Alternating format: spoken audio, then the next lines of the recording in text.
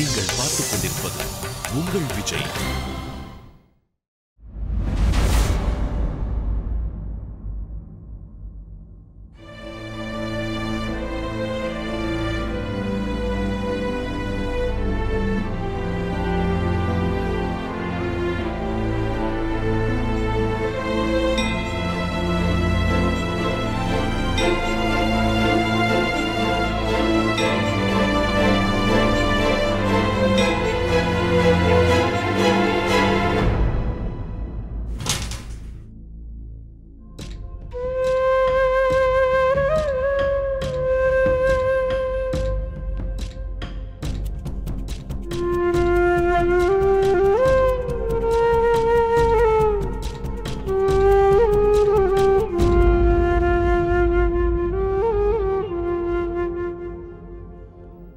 எவ்வளோ தண்ணி இருக்கீங்க?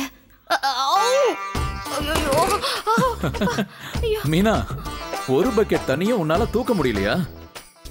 கொஞ்சம் யோசிச்சு பாரு. அண்ணி மட்டும் தனி மனுஷியா நின்னு எவ்வளவு தண்ணியை கொண்டு வந்திருக்காங்கன்னு உனக்கு வெக்கமா இல்ல? என்னங்க ஒன்னு சொல்லட்டுமா? இன்னைக்கு இந்த வீட்டுல நடந்ததெல்லாம் வீடியோ எடுத்து வச்சு அப்படியே பத்திரமா வச்சிருந்தாங்க. என்னைக்காவது கஷ்டமா இருக்கும்போது அத போட்டு பார்த்தா போதும். ஒரு பக்கம் உங்க அண்ணி, இன்னொரு பக்கம் உங்க அம்மா. அவங்க ரெண்டு பேருக்கு நடுவுல பரதாம மாட்டிட்டு இருக்க உங்க அண்ணன். அம்மா கிட்ட இருந்து தப்பிக்கலான்னு பார்த்தாருன்னா அம்மா கிட்ட மாட்டிக்குவாரு. பொண்டாட்டி கிட்ட இருந்து தப்பிக்கலான்னு பார்த்தா பொண்டாட்டி கிட்ட மாட்டிக்குவாரு. உண்மை சொல்ல போனா இன்னைக்கு அவரை பாக்குறதுக்கே பாவமா இருந்துச்சுங்க. ஆமா, ஒரு விஷயத்த நீ கவனிச்சியா மீனா? அண்ணி இன்னைக்கு நடந்துகிட்டதை வச்சு பார்க்கும்போது உண்மையிலேயே ரொம்ப ஆச்சரியமா இருந்தது. அவங்க அம்மாவையே அப்படியே எதிர்த்து பேசினாங்க. எப்படி மீனா அவங்களுக்கு இவ்வளவு துணிச்சல் வந்தது? அது மட்டும் இல்லாம இவ்வளவு பக்கெட் தண்ணி இங்க கொண்டு வரது சாதாரண விஷயம் ஒண்ணு இல்ல மீனா. என்னால கூட இதை செய்ய முடியாது. என்ன பொறுத்த வரைக்கும் அவங்க அம்மா மாதிரியே தான். மானத்தை காப்பாத்திக்க அவங்க என்ன வேணாலும் செய்வாங்க. ஆனா தலை குனிஞ்சு நிக்க மாட்டாங்க. அவங்க கிட்ட ஏதோ ஒரு விஷயம் இருக்கு. என்ன விஷயம் இருக்குன்றீங்க? உன் மனசாட்சியை கேளு.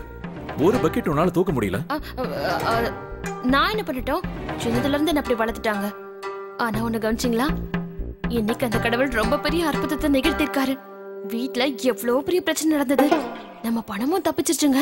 இல்லன்னா உங்க அம்மா நம்ம கிட்ட இருந்து பணத்தை வாங்காம விட்டுருக்க மாட்டாங்க. சொல்ல போனா இந்த விஷயத்துக்கு நம்ம அன்னைக்கு தான் நன்றி சொல்லணும். அவங்க தான் நம்ம பணத்தை மிச்சம் பண்ணி கொடுத்திருக்காங்க. அப்படியா? இல்ல, நான் அப்படி சொல்ல வரல மீனா. நான் ஏதோ சும்மா சொன்னேன். என்ன பொறுத்த வரைக்கும் நீ தான் என் லட்சுமி தேவி. வா, நான் உனக்கு உதவி பண்றேன். இந்த புடி. நானே பிடிக்கிறேன்.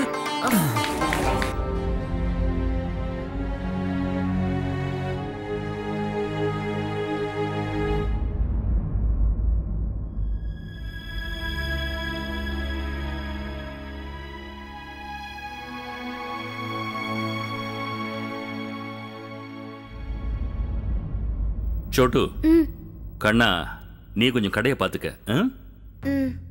உன் சூர்யா அண்ணனை கொஞ்சம் ஓய்வு எடுக்க விடு, சரியா? சரிங்கப்பா. சூர்யா கண்ணா, உன்கிட்ட நான் கொஞ்சம் பேசணும். நீ வாப்பா, வா.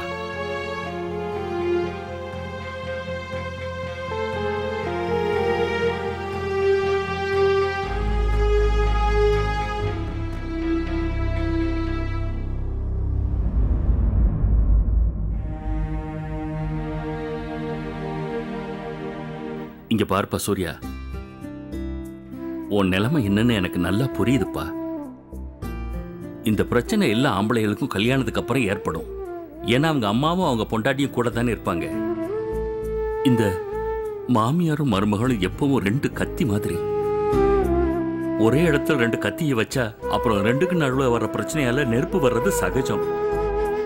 இப்போ அந்த நெருப்பு அணைக்கிறதுக்கு நீ முயற்சி பண்ணா அந்த கத்திக்கு ஒரு நஷ்டமும் இல்லப்பா. தேவையில்லாம உனக்கு தான்ப்பா அடிக்கடி அடிபடும். இதை தயவு பண்ணி புரிஞ்சுக்கோ. உலகத்தோட நியதி இது. இதை உன்னால மாத்த முடியாதப்பா. இதை பத்தியெல்லாம் ஒன்னும் யோசிக்காத. அப்பா, எனக்கு இதெல்லாம் சுத்தமா பிடிக்கல. எனக்கு ரொம்ப கஷ்டமா இருக்கு. இதனால நம்ம வீட்டோட அமைதியை நம்ம கெட்ட போது.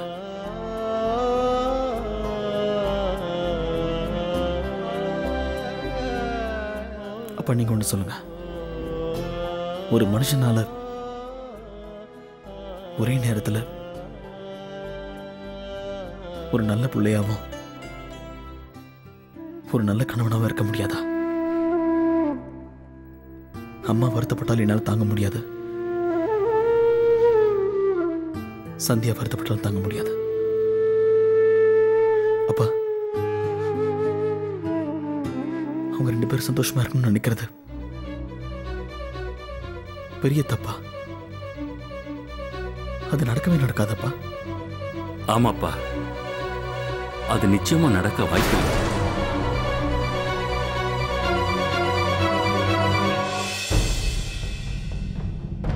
சூர்யா, ஒரே எண்ணெயில உன்னால சமோசாவையும் ஜிலேபியும் வறுத்தெடுக்க முடியாது. அதே மாதிரி அம்மாவையும் பொண்டாட்டியையும் ஒரே நேரத்தில் யாராலையும் சந்தோஷமா வச்சுக்க முடியாது. அப்பா 2த்தையுமே வறுக்கலாம். அதனால என்ன ஆகும்னா, கொஞ்சமா அதோட ருசி சமோசாக்கு வந்துடும், ஜிலேபி ருசி சமோசாக்கு போயிடும். இதே சாத்தியமா இருக்கும்போது நான் நினைக்கிறது நடக்கும்பா. அம்மா சந்தியா என்ன யோசிக்கிறான்னு புரிஞ்சுப்பாங்க, சந்தியாவும் அம்மாவோட உணர்வுகளை புரிஞ்சுப்பா. அதனால இன்னொரு விஷயம் நடக்கும். ஒரே எண்ணெயில 2 பொருளை வறுக்கிறதுனால ஒரு புது பொருள் நம்ம கிடைக்க வாய்ப்பு இருக்கு. இது நான் செய்வேன்பா. ஏன்னா நல்ல ஸ்வீட் கடைக்காரனா இதெல்லாம் செய்யணும்.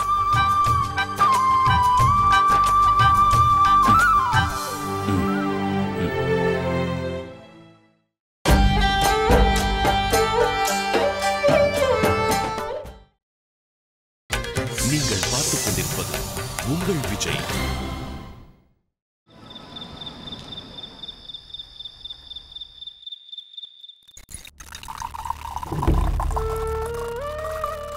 அம்மா என்கிட்ட சொல்லிட்டு தான் ஓட்டு போட போனாங்க. எங்க அப்பா உங்களுக்கு என்ன சொல்லி கொடுத்துருக்காருன்னா, நம்ம எல்லாருமே ஓட்டு போடுறது முக்கியம்னு சொல்லியிருக்காரு.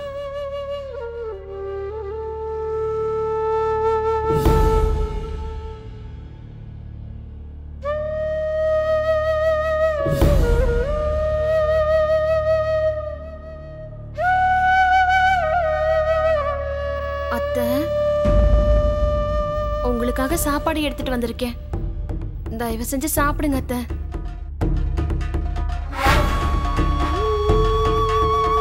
போ, எனக்கு பசி இல்ல, இத கொண்டு போ. அப்படியெல்லாம் சொல்லாதீங்க அத்தை. சாப்பாடு மேல ஏன் கோவத்தை காட்டுறீங்க? நீங்க சாப்பிடலன்னா நான் கூட சாப்பிட மாட்டேன் அத்தை.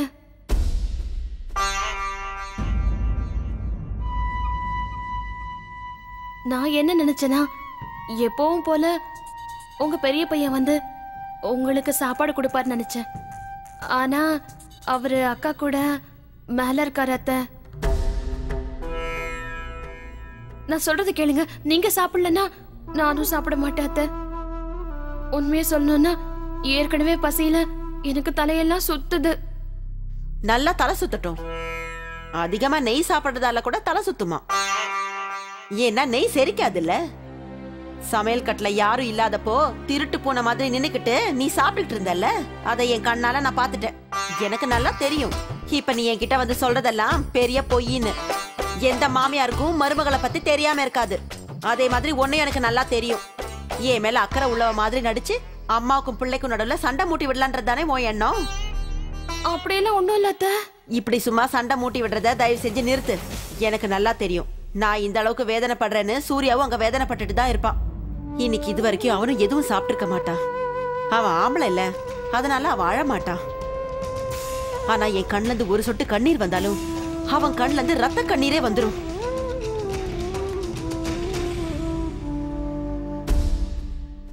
அம்மாக்கும் பிள்ளைக்கும் நடுவுல அந்த கடவுளால கூட சண்டை மூட்டி விட முடியாது. நீ மட்டும் என்ன பெரிய இவளா? பாருங்க அத்தை,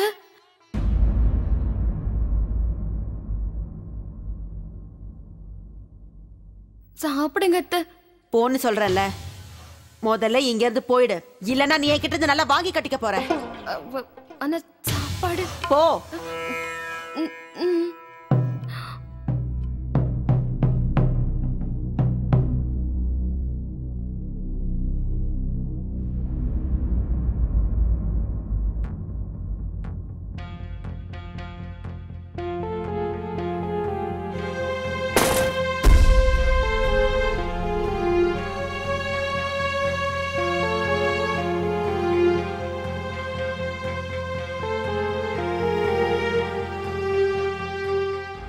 நீ இங்க எந்த அளவுக்கு வேதனைப்படுறியோ அதே அளவுக்கு சூர்யாவும் வேதனைப்படுறாங்கிற விஷயம் உனக்கு நல்லா தெரியும்.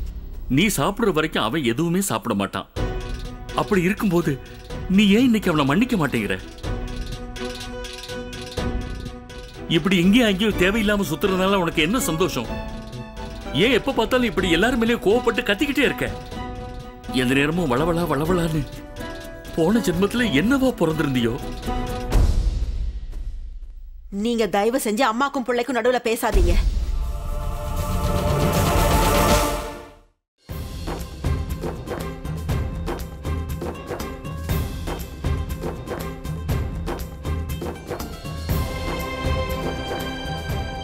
நீங்க ஒரு அப்பா தானே.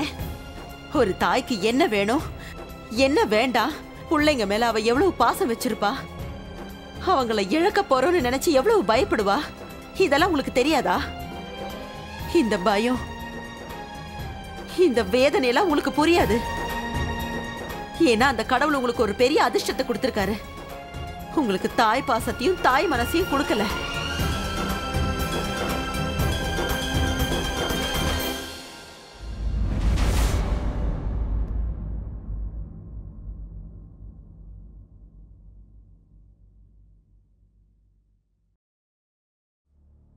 உன்னோட அப்பாவாலதான் என்ன புரிஞ்சுக்க முடியல சூர்யா.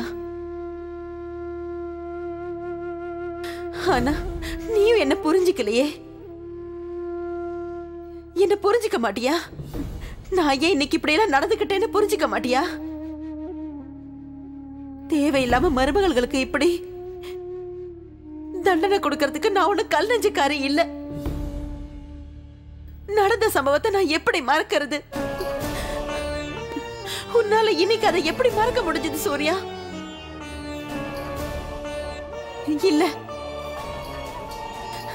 இல்ல, என்னால் அதை மறக்க முடியாது.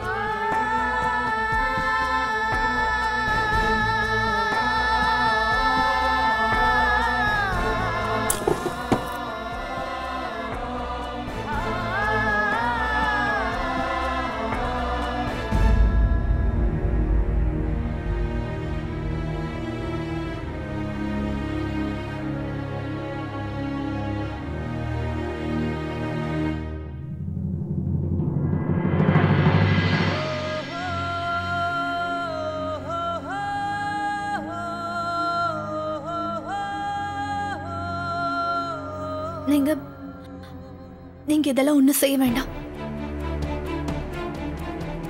எனக்கு ஒண்ணும் இல்ல.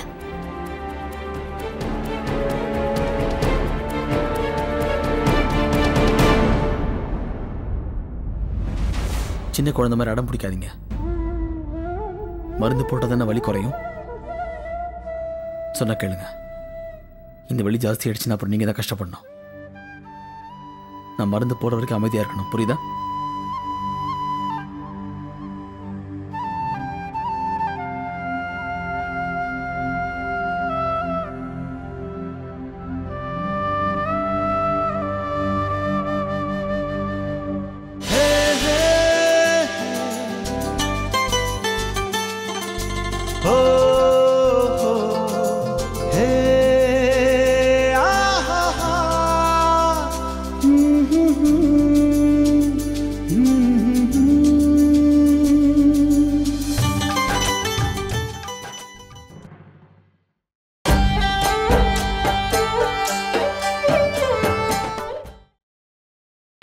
நீங்கள் பார்த்துக் கொண்டிருப்பது உங்கள் விஜய். எங்க அம்மா மோசமானவங்க இல்ல சந்தியா.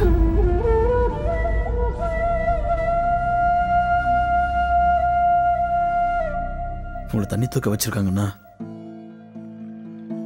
அதுக்கு பின்னாடி அவங்களோட வேதனையும் பயமும் மறைஞ்சிருக்குன்னு அர்த்தம்.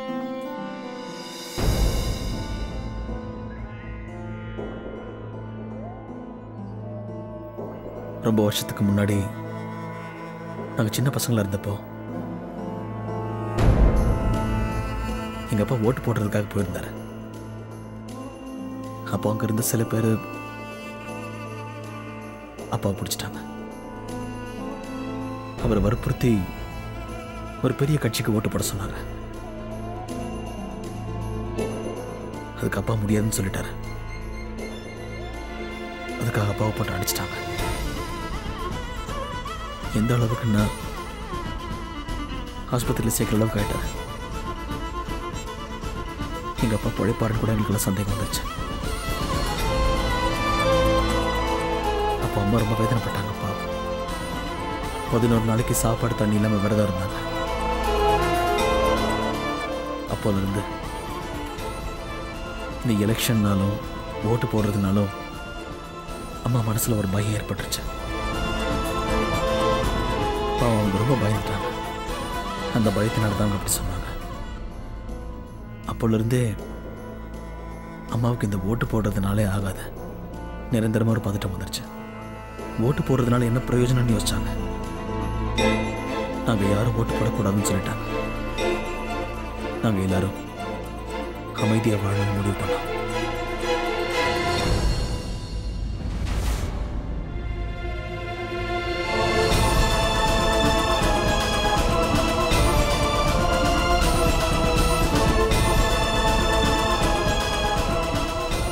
உங்களை பொறுத்த வரைக்கும் வேணா ஓட்டு போடுறது முக்கியமாக இருக்கலாம். ஆனால் எங்கள் அம்மாவை பொறுத்த வரைக்கும் அது ஒரு அர்த்தம் இல்லாத விஷயம்.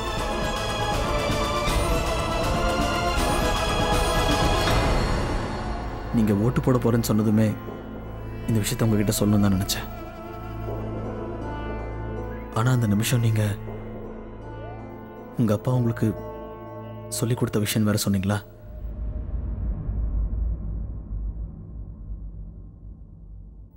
அதான் நான் அப்போ எதுவுமே பேசல. ஏன்னா உங்களோட அப்பாவோட ஆசை நிறைவேறதை பார்க்கும்போது எனக்கு சந்தோஷமா இருந்தது.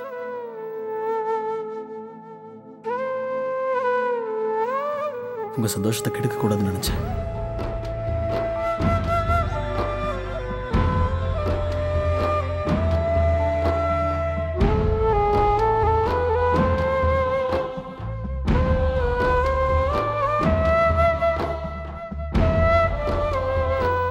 நீங்க எங்க அம்மாவை புரிஞ்சுக்க முயற்சி பண்ணுவீங்கன்னு நினைக்கிறேன்.